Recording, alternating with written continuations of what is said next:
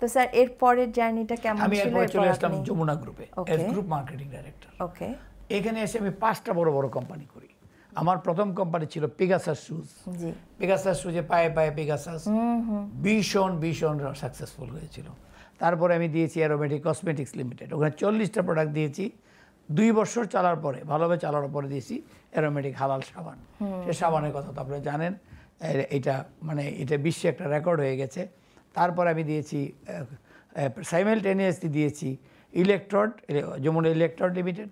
তারপরে দিয়েছি Jamuna dyeing and knitting and dyeing আর শাবিং স্পিনিং মিল। এই 5টা আমি করে আসছি। তো ওখানে সবগুলি হাইলি সাকসেসফুল। তো লেট আস টক অ্যাবাউট হালাল।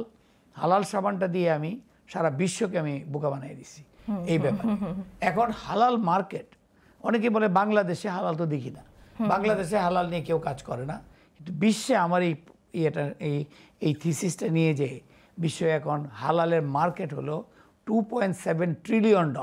আপনি গুগল চেক করে দেখেন কত, এবং ওয়ার্ল্ড এক্সপেক্ট করতেছে আগামী 3 বছরের মধ্যে এটা প্রায় $5 ট্রিলিয়ন হবে। আচ্ছা, এখন খাদ্যে হালাল এসছে। আগের দিনে দেখুন আমি জাপান গিয়েছিলাম, জাপানিরা কোনো খাদ্য নিয়ে এরকম করে না, কিন্তু এখন দেখলাম লেখা হালাল ফুড, নন হালাল সব জায়গায়। আমেরিকানরা হালাল হারাম কি করে না, তো তার আগে দেখেন ম্যাকডোনাল্ডসের হালাল কর্নার করেছে। এক্স্যাক্টলি।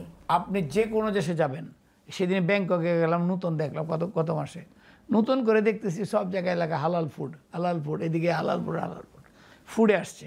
তারপরে ফাইন্যান্সে আসছে, আগে সুদ খাবে কি খাবে না, হালাল ফান্ডিং। তারপরে হালাল এভিয়েশন আসছে, হালাল ট্যুরিজম আসছে, হালাল ড্রেস আসছে, অনেক দিকে এটা বিস্তর লাভ করতেছে।